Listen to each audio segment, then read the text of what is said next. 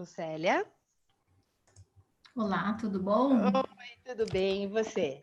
Bem, também. Então, tá joia. Deixa eu ver a Vai luz ter aqui. alguma apresentação, alguma coisa, Lucélia? Sim, eu tenho uma apresentação para colocar. Perfeito. Então, eu só vou testar aqui um compartilhamento, pode ser, antes de eu abrir a Claro, sala, que sim, assim a claro. gente fica mais à vontade.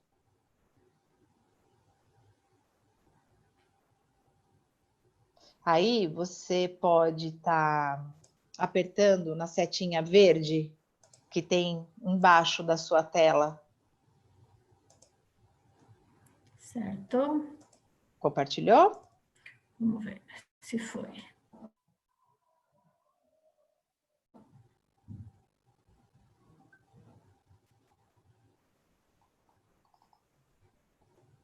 Deixa eu voltar no slide 1. Aqui, isso. Tá joia, tá compartilhando aqui comigo.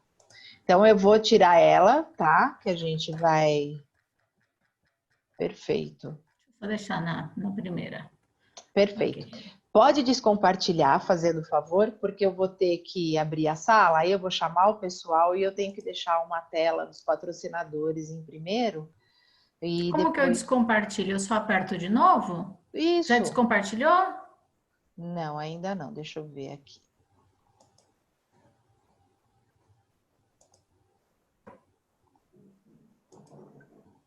Foi? Foi. Ok. Obrigada. Tá? Imagina. Então, eu já vou começar a chamar todo mundo, ok? Ok, combinado. Para estar entrando. Eu tenho 40 minutos, né? É, de 40 a 50 minutos, Lucélia, porque a gente Tá. vai ter também um sorteiozinho no final de um livro e vai abrir para perguntas, né? Pergunta. Então, eu Tá acho ótimo. legal. Tá bom. Fechado. Então, ótimo. Então, vamos lá. Opa. Cadê a tela minha?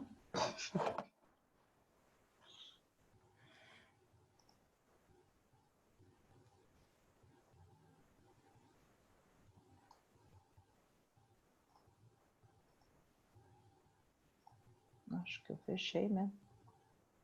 Tá aqui.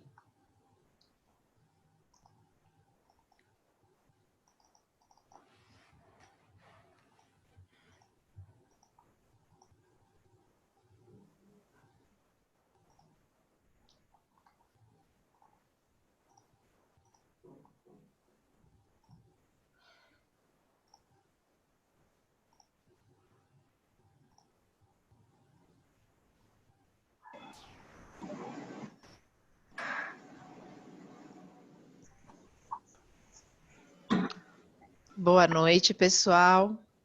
Quem for entrando, por favor, vai desabilitando os microfones. Boa noite, sejam bem-vindos.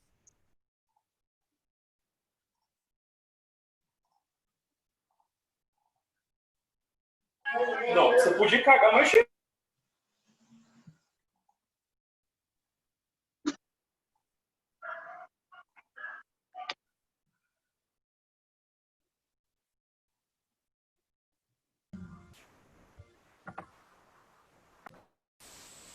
Tá com medo de ligar e começa. Vixe, mano.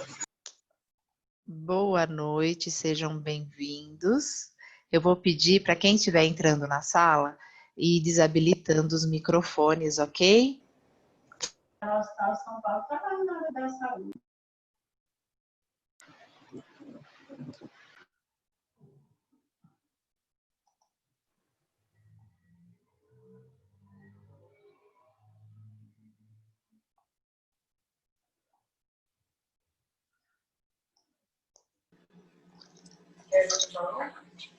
Hã?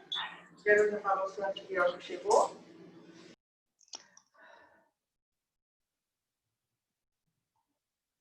Boa noite, sejam bem-vindos. Nós já estamos na segunda palestra.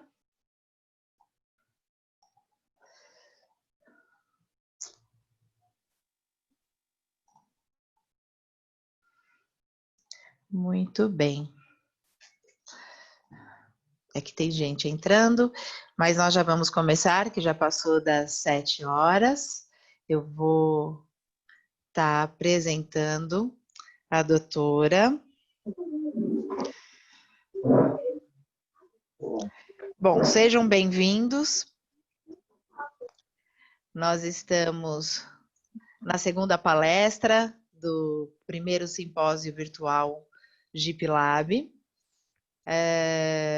Gostaria de estar agradecendo, primeiramente, a doutora Lucélia, de ter aceitado o convite para estar participando desse congresso. E aos nossos patrocinadores, Hermes Pardini, Shift, Gen, Autolac, Ecodiagnóstica, Worklab, Centerlab, Abbott, Sarsdet e os nossos apoiadores, Lab Rede, o SEIB e a Platplace. E agora eu vou estar apresentando a doutora Lucélia, que ela vai ministrar uma palestra, Coletas Diferenciadas em Material Biológico. Ela é graduada pela Universidade Bandeirante e pós-graduada em Gestão de Qualidade. Atualmente é coordenadora do setor de coleta do Hospital Israelita Albert Einstein. Mais uma vez, muito obrigada, doutora, de estar aqui participando. E vamos, então, colocar a sua tela para compartilhar agora, ok? Ok. Prontinho, pode colocar no modo de apresentação. E se a senhora quiser começar, seja bem-vinda. Obrigada a todos, obrigada pela oportunidade. Só um minutinho para eu colocar a aula, tá bom? Perfeito.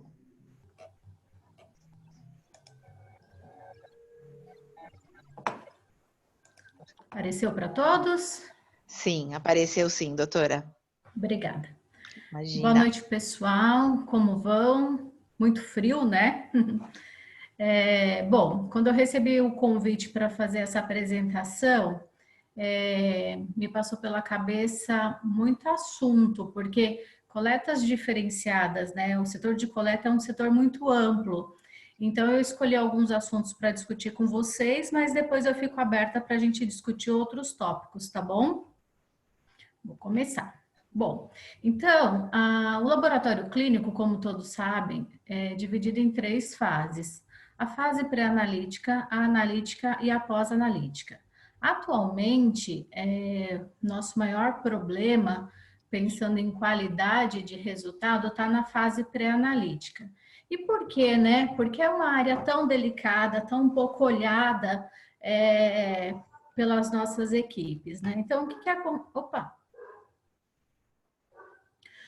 A fase pré-analítica, ela é uma fase muito longa e muito grande, e envolve vários processos, e por isso é que ela tem essa grande oportunidade de falhas no processo. Então, começa desde a solicitação médica, né? Então, desde a consulta do paciente ao médico, então, uma solicitação que não pode estar não bem legível. O médico pode fazer alguma solicitação que ele é incorreta, né? Que ele não entende o que ele precisa pedir para o cliente, e depois uma parte importante que já vai para a fase pós-analítica, que é a interpretação desse resultado, que também pode ter muitas falhas. Então, aqui a gente já vê um problema importante e uma oportunidade de ter um apoio a esse médico, desde o que ele deve pedir até uma interpretação desse resultado na consulta final. Em relação ao nosso paciente ou cliente, de acordo com cada laboratório fala, né? A gente tem várias oportunidades, como jejum, dieta, preparo para outros exames, medicação. Quem já não viu um paciente falando que está no preparo e ele não estava, era só para conseguir realmente fazer o exame no dia, na oportunidade que ele tinha. Então, isso é muito importante, e aqui já começa uma etapa do papel da nossa equipe de coleta, que é o quê? Fazer essa conscientização do paciente, olha, o senhor está no preparo? Se o senhor não tiver, pode alterar seu resultado. Quantas vezes a gente não viu o paciente em preparo de, por exemplo, uma colonoscopia e faz exames de laboratório? Olá, irmãozinho novo. Olá. Cadê o bebê? E vai para fazer um exame de laboratório também. Significa o quê? Esse resultado totalmente alterado. Então, essa consciência da nossa equipe técnica de frente é muito importante, porque é esse colaborador que vai fazer toda a diferença numa coleta e num diagnóstico adequado para o paciente. Uso de medicações também é importante, né, para a gente não ter essa alteração.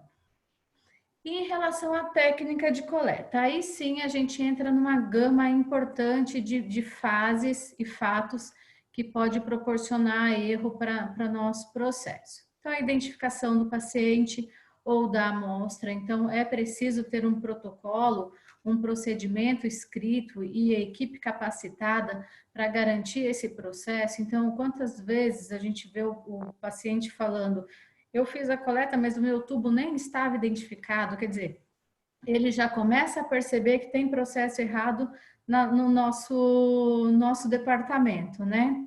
O local de coleta, se vai colher de um catéter central, se de uma punção periférica, que local que eu colhi essa amostra, o calibre da agulha. Então, se o paciente tem um acesso venoso bom, o ideal é usar uma agulha de um calibre maior. Se for um acesso venoso mais difícil, usar um calibre menor. Dar a oportunidade para o nosso colaborador de ter esse material à disposição, né? Então, garantir que ele consiga ter o material adequado para cada tipo de veia, para cada tipo de paciente. Tempo de garroteamento, então, muitas vezes a gente vê o colaborador garroteia o braço do paciente e fica por vários minutos ali procurando uma veia, né? Então, essa consciência de que esse tempo de garroteamento vai alterar o resultado do paciente é super importante. E aqui falando um pouco do nosso colaborador, né, de todos esses processos que eu estou falando aqui, em geral, o que eu percebo? Que quando a gente faz algum treinamento para essa equipe, a gente segue exatamente aquilo que eu estou falando, né? Identificação, sítio, que calibre vai usar, que tempo pode ficar, e a gente nunca explica exatamente quais os motivos que o colaborador deve seguir esses processos. Então, ele começa fazendo certo e no decorrer da vida profissional...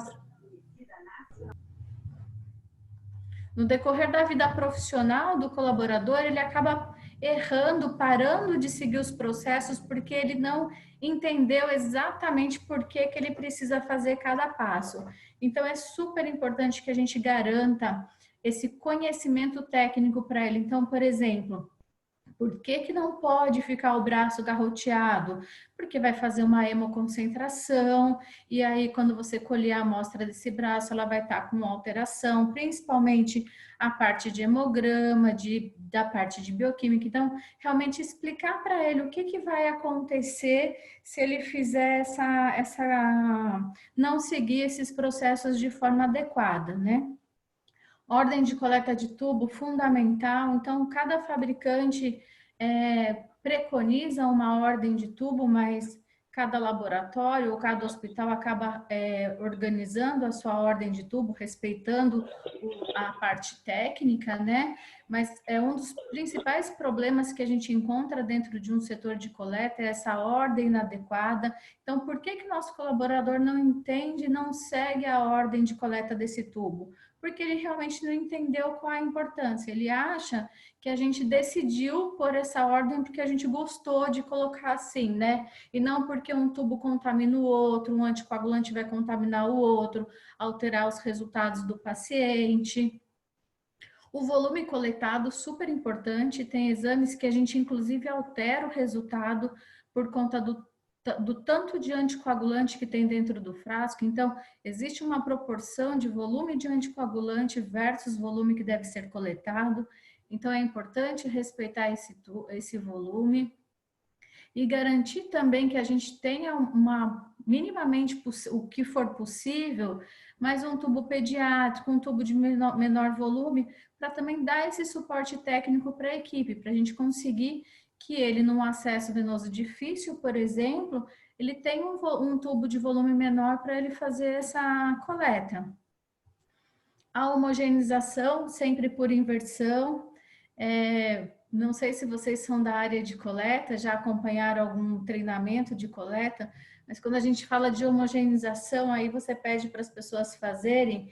Tem gente que faz aviãozinho, tem gente que faz shake do tubo, né? Então, o que é homogeneização por inversão? É virar realmente o frasco, fazer com que a amostra saia do fundo e vá para a tampa e volte de 5 a 8 vezes, ou respeitando o que o fabricante pediu, né? Então, é super importante a gente seguir essas recomendações para garantir realmente uma coleta adequada. A estabilidade, condicionamento e transporte dessa amostra também é fundamental para que o processo dê certo. Então, se vocês olharem quanta coisa o técnico de coleta tem que olhar para garantir que essa coleta seja feita de forma adequada. E aqui a gente está falando só da qualidade da amostra. Ainda nem começamos a falar da qualidade no atendimento ao paciente. Então, essa equipe de ponta é uma equipe que precisa ser olhada, precisa ser cuidada, porque ela é a nossa linha de frente, eu costumo dizer que ela é a cara do nosso laboratório.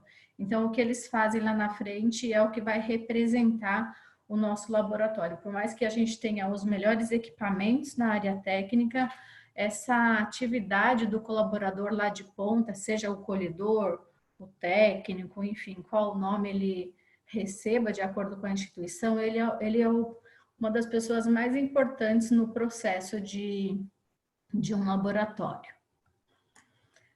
E quais são os principais problemas que a gente tem hoje, né? Pensando naqueles 62% de erros dentro de um laboratório, na fase pré-analítica, eles estão associados nessa ordem. Primeiro, em relação à hemólise. Segundo, amostra coagulada. Terceiro, amostra insuficiente. Quarto, amostra contaminada. E quinto, identificação errada. Pode variar de acordo com o laboratório, mas em geral, quando a gente olha para o indicador de nova coleta, são esses os principais motivos que a gente encontra dentro de um laboratório, né? Então, todos associados à técnica de coleta. A hemólise pode ser por vários motivos, desde a escolha da agulha errada, escolha da veia errada, homogeneização inadequada, transporte inadequado, amostra coagulada associado à homogeneização da amostra, associada a uma técnica de coleta inadequada. Muitas vezes, quando o nosso colaborador encontra um acesso venoso difícil, ele acaba fazendo uma coleta de sistema aberto e aí o risco de uma amostra coagulada é muito grande. Amostra insuficiente, o próprio nome já diz, né? Um tubo que foi colhido um volume menor do que o indicado e que muitas vezes há alteração no resultado, porque tem a proporção de anticoagulante. A amostra contaminada está associada à técnica de coleta devido à troca da ordem dos tubos e algumas vezes à técnica de sistema aberto, colhendo uma seringa e depois passar para o tubo. Identificação errada, o nome já diz, é quando você faz uma identificação do paciente de forma inadequada. Aqui um pouquinho sobre a identificação dos tubos, né? Então, hoje em dia as nossas áreas técnicas estão totalmente automatizadas, a identificação adequada do tubo, não cobrindo lote, não cobrindo validade, mantendo, a gente chama de janela, né? Mas esse espaço onde a gente consegue olhar para essa amostra e ver se ela está adequada, sempre aberta para a gente conseguir realmente olhar a qualidade dessa amostra. E o que faz com que, quando essas amostras chegam identificadas dessa forma inadequada na área, vai causar um risco muito grande de reidentificação, e aí um risco de troca de paciente e uma demora na liberação, porque quantas vezes a gente vê uma rack inteira parada porque um tubo estava identificado errado e aí travou todo o equipamento, né? Então, esse tipo de treinamento é super importante para a nossa equipe, porque muitas vezes a gente fala assim, olha, coloca a etiqueta certa no tubo. E para ele tá certa, mesmo a torta tá certa, porque está identificado. Então, a explicação da importância dessa identificação adequada é super importante para que ele tenha o entendimento. Muitas vezes até uma visita mesmo na área, conversar com os laboratoristas para entender as dificuldades que eles entendem, que eles têm no dia a dia. Então, essa interação com as áreas é super importante para garantir um processo seguro. Aqui um exemplo de tubo com volume insuficiente. Então, o primeiro um volume muito abaixo, o segundo um volume muito acima e o terceiro um volume adequado. Então, a coleta muito abaixo, ela pode ter sido até feita uma coleta sistema fechado de um acesso venoso difícil. A que está acima, certamente foi uma coleta de sistema aberto, provavelmente o colaborador fez uma coleta numa seringa e passou para o tubo e aí acabou enchendo mais do que o volume permitido do tubo. Falando em segurança do colaborador, né? Então, uso sempre da luva, óculos de proteção e material com safety de segurança. E agora, né, com a nova pandemia, a maioria dos laboratórios já adotou o uso da máscara também para fazer a técnica de coleta. O que é importante? Nosso colaborador tem uma resistência muito grande do uso do óculos de proteção, porque eles referem que embaça, que é difícil, e realmente no começo precisa fazer uma cobrança bem pontual para que eles usem. Então, por mais que seja difícil e de difícil adaptação, mas é importante que eles usem. Hoje em dia a gente sabe que a gente tem muito colaborador com acidente de trabalho, principalmente com gotículas em boca e em olho, e isso é um cuidado que a gente, né, a liderança dos laboratórios precisam cuidar muito para garantir essa segurança do nosso profissional. O uso da luva também é uma coisa que parece meio que óbvio, mas quando você vê no dia a dia, quem aqui já não viu o colaborador que tira o dedinho da luva para fazer um procedimento, ou que tira uma mão de luva para fazer a coleta, porque o acesso venoso é difícil. Então, é uma cobrança, a gente precisa fazer um corpo a corpo com a equipe e mostrar para eles que isso é importante para garantir a segurança deles, né? Deles e do paciente, e que não é permitido, não se deve permitir que o colaborador faça um procedimento sem estar seguro. Complicações relacionadas ao nosso cliente ou paciente, como queiram. Então, vai desde hemorragia, hematoma no local, punção em artéria indevidamente, lesão nervosa, infecção, dor, flebite, aí uma série de outras coisas que podem acontecer. É importante que o laboratório tenha esse indicador de complicação do paciente, até para conseguir fazer uma avaliação da sua equipe. Essa foto que eu pus abaixo desse bebezinho é um caso de um processo que os pais ganharam uma ação do laboratório por conta desse hematoma no braço. Então, se vocês perceberem, tá bem inchado esse bracinho, né? Aqui provavelmente vai ter que fazer um tratamento com antibiótico, alguma coisa assim, e realmente esses pais ganharam uma ação do laboratório por conta desse hematoma que houve aí no braço da criança. Então é muito sério, né? Hematoma, esse cuidado com o cliente é super importante, a gente precisa garantir a integridade do nosso colaborador, da amostra e do nosso cliente ao mesmo tempo. Não é fácil, né? Falar um pouquinho da punção arterial para vocês rapidamente. Então, a punção arterial, ela não é mais permitida por qualquer outro profissional, a não ser pelo enfermeiro ou pelo médico. Anteriormente, qualquer outro profissional podia fazer. Eu, particularmente, acho que os técnicos são muito bons em artéria, porque eles aprenderam no dia a dia, então eles têm uma expertise muito grande. que hoje a gente percebe no mercado que a enfermagem ainda não tem essa expertise, mas de fato o Conselho Regional de Enfermagem não permite mais que um laboratorista, que um colhedor, que um técnico de coleta ou técnico de enfermagem faça esse procedimento. Então, hoje, respeitando a legislação, só pode ser feito pelo enfermeiro ou pelo médico. E aí os cuidados, né? O que é importante no material? A capacitação do colaborador, é difícil capacitar um colaborador, porque ele vai ser capacitado atuando, né? E tem a arterial, ela tem mais risco de complicações do que uma coleta venosa. A punção é com um ângulo mais elevado. A pressão no local, ela é maior, então, por exemplo, uma venosa que você pode fazer por 1 minuto, se o paciente não toma anticoagulante, numa arterial você vai levar até 5 minutos fazendo essa compressão e aí fazer um curativo compressivo para garantir que não tenha nenhuma lesão nesse paciente. Sempre atenção para o uso do anticoagulante. Se o paciente tomar anticoagulante, avaliar a necessidade dessa arterial, se realmente é necessário e se sim, essa compressão acaba passando dos 5 minutos.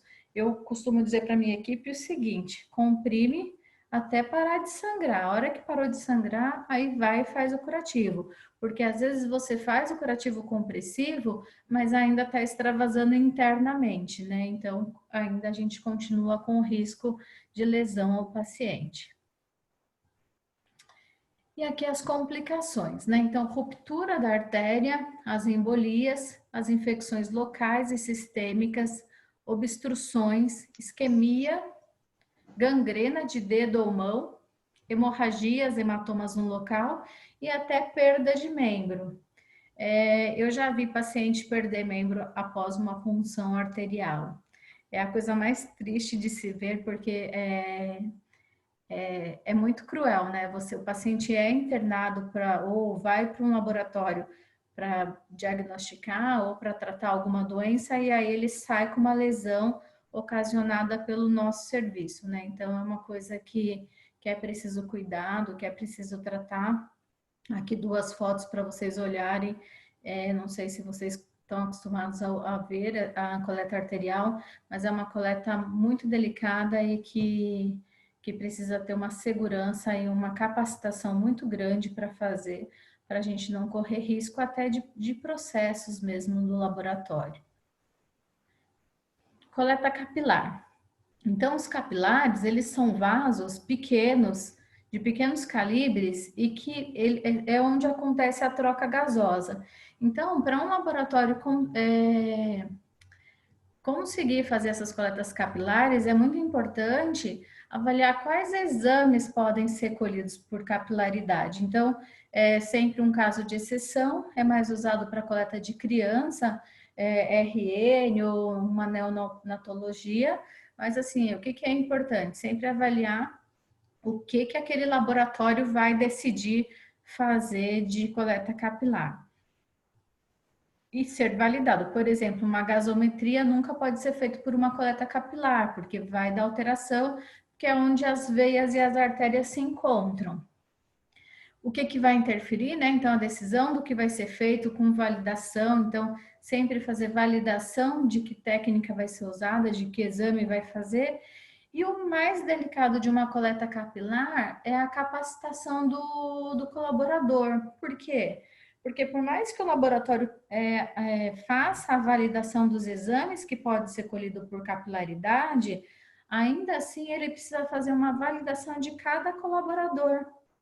Então, é uma validação que ela é demorada, não dá só para implantar uma técnica e começar a colher, porque cada colaborador faz um tipo de compressão, um tipo de garroteamento para essa coleta, e aí é importante sempre capacitar técnico de coleta por técnico de coleta por exame. Então, é uma coisa que demora muito para ser feita, e, em geral, os laboratórios que têm técnica capilar para ser uma amostra segura, acaba tendo alguns colaboradores capacitados, mas não todos, porque realmente é uma técnica, é uma capacitação muito demorada. até o técnico chegar no garroteamento perfeito para uma coleta, já precisa treinar outro, enfim, aí ele já foi desligado e a gente acaba não conseguindo ter 100% da equipe capacitada para essa coleta. Os locais que podem ser coletados: dedo, calcânio e lóbulo de orelha. O calcânio é sempre o menor indicado, mas é possível fazer essa coleta também. E aqui algumas fotos de algumas metodologias de coleta de capilar, tá? Então, alguns materiais têm a ponteira, que ajuda a captar essa amostra, outras a gente faz o gotejamento diretamente no frasquinho. A gente pode fazer coleta de tubo capilar, mas em veias finas. Então, hoje tem alguns produtos já com essa metodologia, que é essa primeira foto. Então, você punciona com uma agulha uma veia fina e aí colhe no tubo de capilar, que é um tubo de volume bem menor. Então, são algumas vantagens dos produtos que a gente tem no mercado hoje. Aqui mais uma foto de um RN, então essas coletas são mais recomendadas para RN mesmo, não é uma coleta que a gente pode deixar disponível nas áreas de laboratório, até porque na área técnica ela entra como um procedimento manual, né? Então uma análise manual pelo volume de sangue, então acaba sendo prejudicando muito o bom andamento de uma área técnica. Então, o ideal e a indicação é que sejam para as exceções de acessos venosos difíceis, de RN, de crianças, bebezinhos prematuros. Então, o que é importante dessa técnica? Sempre a validação da área técnica de que exame pode fazer e a validação da equipe de coleta. E aí, por último, apesar da gente estar falando bastante de técnica de punção, eu coloquei aqui a técnica da coleta do PCR de COVID, porque é uma coleta que a gente está em alta nesse momento, né? E que hoje, quando a gente começa a falar de falso negativo, praticamente está associado à técnica de coleta. Então, o EPI ele acaba mudando um pouco, então ao invés da máscara normal, a gente usa a máscara N95, óculos de proteção, avental descartável e luvas de procedimento. O ambiente precisa ser um ambiente fechado, então não dá para fazer esse tipo de coleta em box de coleta, o ideal é que a gente faça em sala fechada, de preferência de pressão negativa, mas em geral a gente no laboratório não tem pressão negativa, então a indicação é que a gente, quando termine essa coleta, faça uma higiene que a gente chama de terminal, né? Mas é uma limpeza geral na sala antes do próximo cliente, porque o momento da coleta do COVID é o momento de mais risco de contaminação, então precisa garantir essa segurança no momento do procedimento. A gente usa um frasquinho estéril, um soro fisiológico, que a gente vai usar apenas entre 2 a 3 ml de soro fisiológico e 3 suaves. Então, quantas vezes a gente vê o paciente falando assim, eu fui no laboratório X e não doeu nada, e eu vim aqui e doeu muito, né?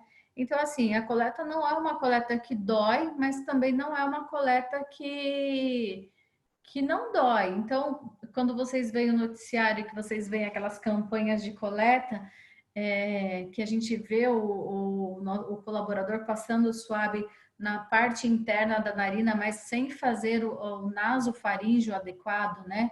Então, a gente já pensa assim, nossa, acho que vai dar tudo negativo. Então, a coleta é essa mesmo. Então, introduz o suave na narina, delicadamente, para não lesionar a parede da narina, mas ela precisa ser profunda, até encontrar resistência. Por quê? Porque daí a gente está na região da nasofaríngeo, vai fazer o movimento rotatório e vai retirar. Repete o movimento. Tem laboratório que usa o mesmo suave, tem laboratório que usa outro, tá? Aqui a indicação eu coloquei de usar um para cada região, mas isso é uma padronização do laboratório.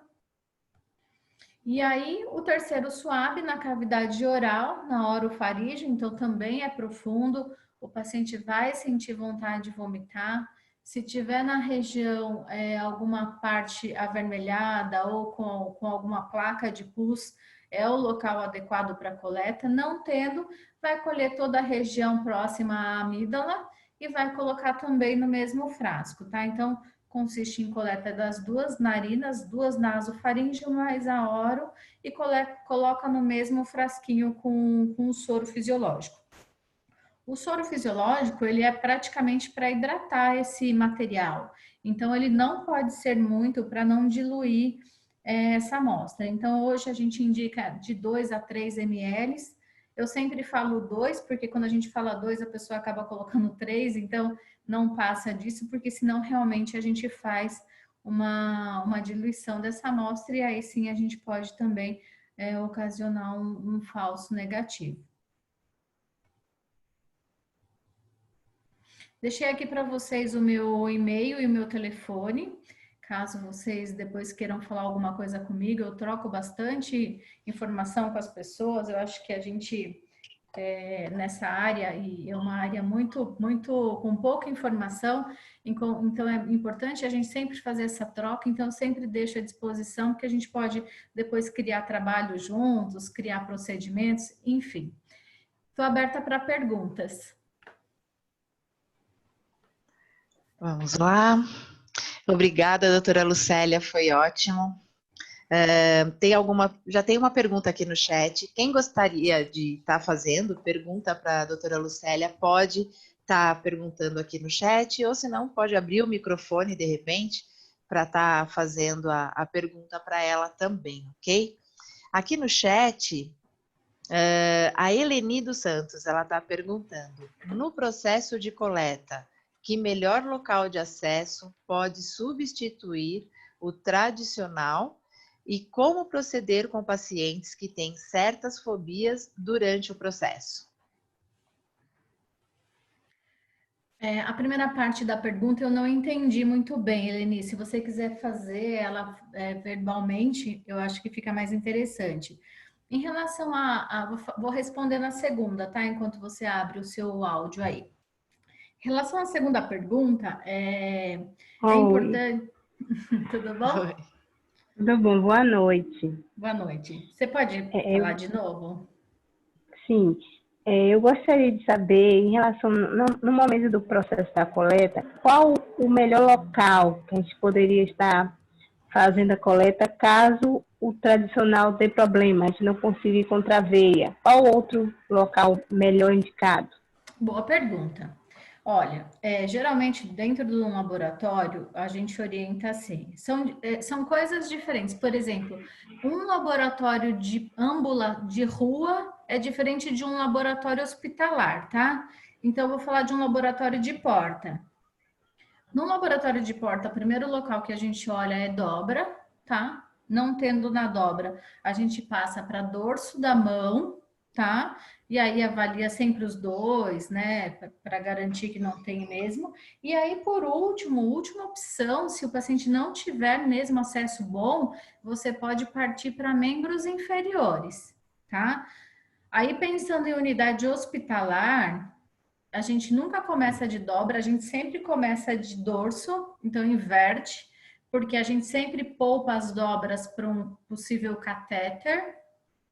E também, mesma coisa, dorso de mão, dobra, e por último lugar, aí pé, membros inferiores, e aí femoral, enfim, aí de acordo com a gravidade do paciente, pode acontecer, já aconteceu muito da gente escolher femoral, jugular, enfim, vai depender da gravidade, tá? Mas pensando no laboratório de porta, que eu acho que é o maior grupo, sempre dobra, depois dorso de mão. Tá? Em relação à segunda pergunta, que é acalmar o paciente, o nosso cliente, né? Eu acho que assim, sempre uma boa conversa, um entendimento do que vai acontecer. Hoje em dia a gente tem alguns visualizadores de veia que, na minha opinião, não substitui a capacitação técnica, mas que faz uma grande diferença dele olhar, ver que você está cuidando, que você pegou um visualizador para olhar, ou tem laboratório que tem a prática da bolsinha de água quente. Então, ali fazer um acolhimento, o acolhimento faz toda a diferença, principalmente para esses casos de paciente que tem esse trauma, né? Geralmente, quando eles têm muito esse medo, é porque eles já foram em algum lugar que foi muito ruim a experiência deles. Então, tirar essa experiência negativa é o nosso desafio nesse caso. Muito bom. A Vanessa, eu acho que ela completou. Se eu tiver errada, Vanessa, você abre aí seu áudio e faz a pergunta novamente, ok? Ela fez uma pergunta. Por que algumas veias superficiais têm valor de sangue arterial? Como evitar esse erro? Ótima pergunta também. Tá um pouco associada àquilo que eu falei da coleta capilar, tá? Então, as veias superficiais, veinhas fininhas, veias de dorso de mão, são as veias onde já são pequenos capilares e já tá acontecendo a troca gasosa. Então, tem veia muito próxima à artéria, já está acontecendo a troca gasosa. Então, por exemplo, aqui onde eu trabalho, a minha equipe toda é orientada a não colher gasometria venosa de dorso de mão, porque em geral ela vem com parâmetro arterial, tá? Então, o ideal é pegar veia de dobra, uma veia de maior calibre, que aí você garante que realmente é uma veia. Uma outra situação que pode acontecer é o caso de realmente na punção a pessoa acabar colhendo, transfixando mesmo a veia e chegando até uma artéria, por exemplo, na dobra, e colhendo mista, né? Colhendo arterial junto com a venosa. Então, isso também pode acontecer. Ótimo. Temos mais uma pergunta do Rogério Fernandes. Existe restrição para a coleta do PCR em pacientes com desvio de septo acentuado? Não, não tem. Talvez você sinta um pouquinho mais da resistência na introdução do swab, então você vai colher, você vai introduzir o swab, quando você sentir a resistência, talvez você sinta a resistência um pouco antes de um paciente normal. Então, quando você sentiu a resistência, você chegou no nasofaríngeo daquele paciente, e aí sim você vai fazer um movimento rotatório para a retirada do material. Não existe, e é só esse cuidado realmente de sempre. Por isso que a gente, quando faz a orientação, fala assim: coloca o swab delicadamente, e quando sentir a resistência, faz o giro, porque muitas vezes a pessoa vai colher e aí ela coloca de uma vez o swab. E aí, se é uma pessoa que tem algum desvio, que termina antes, você vai acabar machucando quando você coloca, né? Então, só esse cuidado realmente de colocar devagar, cuidadosamente, e sentiu a resistência à hora da coleta. Perfeito. Mais uma pergunta, doutora. Boa noite. Numa coleta, desculpa, o Rodrigo Bertoncin, ele está fazendo a pergunta. Numa coleta normal, qual agulha vocês usam? 25/7 ou 25/8 para evitar hemólise? Geralmente, a gente usa a agulha de calibre 21/7 para um acesso venoso bom, né? Então, pensando, sem falar de agulha, né? Falando de material de coleta, que nosso padrão é a 21 ou 23, tá, Rodrigo? Então, a 21 é um calibre para acesso venoso bom, e a 23 já pensando num acesso venoso mais difícil, e aí realmente o 25 para um RN ou para um paciente de acesso bem complicado mesmo. Mas a 25 quase nem é indicada. O ideal é que a gente nunca colha em agulha de sistema, agulha e seringa, né? Em sistema aberto. Isso é o menos indicado para uma coleta de laboratório, tá? E hoje a gente usa muito, então é importante a gente fazer algum trabalho, quer seja com os diretores do laboratório, né? Explicando que um sistema fechado garante mais segurança. Hoje a gente tem produtos super bons, quer seja da BD, quer seja da Saster, de Evacuet, enfim. Não defendo nenhum produto, porque todos são muito bons, então aqui não é propaganda de produto, e todos têm uma excelente técnica, e todos têm um sistema fechado que garante essa não hemólise, né? Então, um dos principais motivos da hemólise realmente é a coleta no sistema aberto, porque assim, você tem uma dificuldade na técnica de coleta, então o sangue já tem um sofrimento ali para passar da veia para a agulha, depois para a seringa, e depois novamente um sofrimento para sair da seringa e passar para o tubo. Isso quando o colaborador não usa agulha ainda para passar para o tubo. Então, esse sofrimento dessa amostra é que faz com que a célula se quebre e provoca a hemólise. Não sei que produto você usa no laboratório, mas é sempre bom olhar para isso, tá? E assim, o que que é importante? O que que eu faço muito? Sempre dou uma olhada na gaveta, porque os produtos aparecem, né? Então, você pode não comprar seringa e agulha aberta, mas você vai na sua gaveta, o material tá lá. Então, sempre ficar de olho em que produto você está fornecendo, para garantir realmente que a equipe, o máximo possível, a gente consiga garantir um sistema fechado, até para a segurança do próprio colaborador, né, de contaminação. Mais uma pergunta, doutora. A Beatriz Lozano, ela está perguntando: vocês já tiveram algum caso do paciente alegar que após 2 dias da coleta apareceu uma bolinha vermelha no local? Parece má cicatrização, mas alta na pele e firme. Qualquer coisa, Beatriz, liga teu microfone aí e conversa com a doutora, tá bom? É como se fosse um nervozinho que aparece, né, Bia? É isso?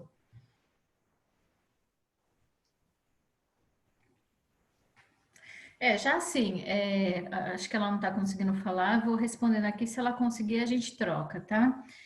Tá ótimo. Aparece de todos os tipos, desde um hematoma de uma extensão muito grande, muitas vezes o cliente só reclama de dor, não tem nada, aí daqui uma semana aparece o hematoma, e até essas lesões pequenininhas, né? Então, isso vai variar de acordo com a sensibilidade da veia e de acordo com o grau da lesão que a gente provocou, né?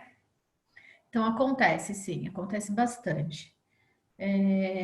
Muito, não muito, mas muito mais do que eu gostaria. Eu realmente, eu acho que esse cuidado com o nosso paciente, nosso cliente, ele precisa ser muito, muito acentuado, e principalmente nessa fase que a gente vive, que todo mundo tem muito conhecimento e todo mundo tem tudo é motivo de processo, né? Então a gente precisa tomar muito cuidado para garantir que o nosso laboratório não seja punido por um hematoma, né, por exemplo. E que também o paciente não seja punido, né? Como eu disse para vocês, eu já vi casos de paciente perder membro por uma punção. Então é muito triste a gente chegar a ver esse tipo de situação acontecendo, né? E a nossa responsabilidade sobre isso. Verdade. Tem mais uma pergunta aqui. A Beatriz falou que ela não está conseguindo abrir o microfone. Mas, Bia, depois, se você quiser conversar, tem meu telefone aí, tá bom? A gente pode trocar outras informações, tá? Legal. Luma Clara, ela está perguntando: tem uma dúvida, como vocês fazem com o transporte de amostras de gasometria até o laboratório? Nossa, as perguntas são ótimas, né? Olha, a gente tem um protocolo, Luma, que é o seguinte: a gente tem laboratório em vários locais, né? E a gente só colhe arterial próximo à área técnica. Então, qual é o nosso limite? 30 minutos. Então, por exemplo, a gente até em domiciliar a gente colhe, desde que em 30 minutos essa amostra esteja dentro de alguma das nossas áreas técnicas. Passando de 30 minutos, a gente não permite, tá? Então, de prática, o nosso paciente ele acaba colhendo nas unidades onde nós temos área técnica. A gente até em alguns PS, a gente tem o aparelho de passar a gasometria, né? Então, a gente sempre preconiza que ele colha mais próximo da unidade possível. Passou de meia hora colhida, sem análise, essa amostra não é considerada. Muito bom. Tanto para gasometria como para lactato arterial, enfim, para esses exames de estabilidade pequena, tá? Muito bem. Alguém tem mais alguma pergunta? Gente, vamos aproveitar, porque está sendo uma aula, hein?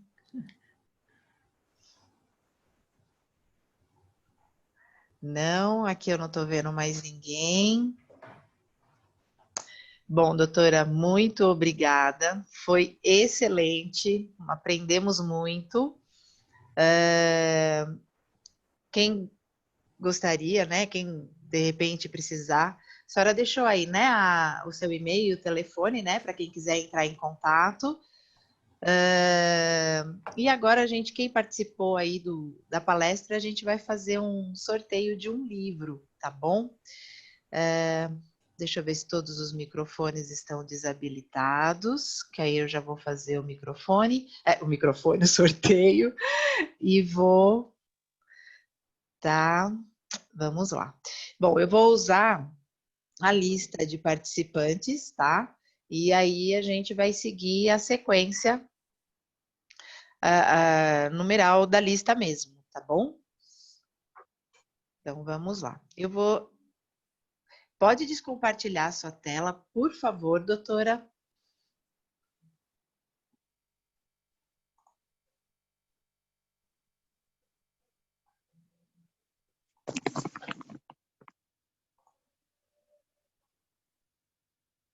Saiu? Saiu. Obrigada. Imagina. Vamos lá. Eu vou compartilhar aqui o sorteador.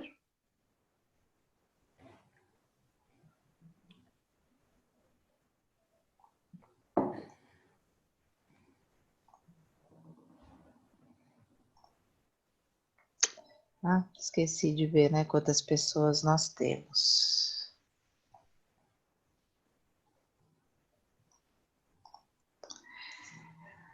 Bom, nós temos 51, né, 50 participantes. Deixa eu desativar aqui. E a gente vai seguir essa sequência que está aqui na lista de participantes, tá? Deixa eu colocar aqui.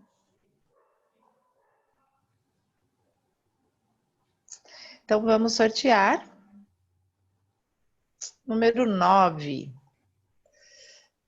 Deixa eu ver aqui.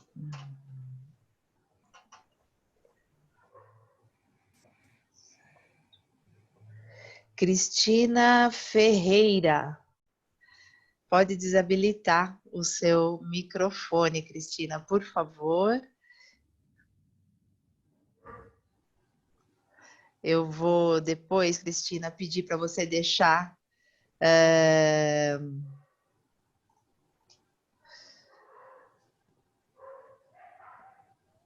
Cristina?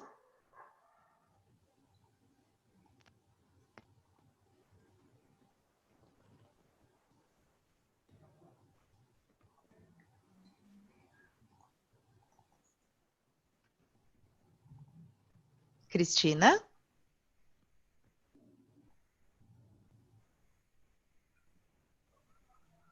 Bom, Cristina, eu vou pedir para você deixar para mim aqui no chat o seu telefone para a gente estar entrando em contato, ok?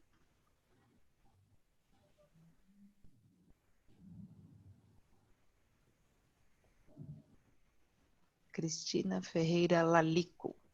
Deixa eu... Bom, mais uma vez, doutora, muito obrigada por ter participado, né, de ter aceitado aí o convite do GPLab. Espero que todos tenham aproveitado e a gente continua agora com a terceira palestra, tá bom? Muito boa noite e mais uma vez obrigada, pessoal. Obrigada, pessoal. Foi um prazer participar e, novamente, eu estou à disposição, caso vocês queiram trocar mais informação. Eu acho que é uma área que a gente precisa se apoiar muito e se ajudar, né? Então, continuo à disposição e foi um prazer. Muito obrigada. Obrigada, viu?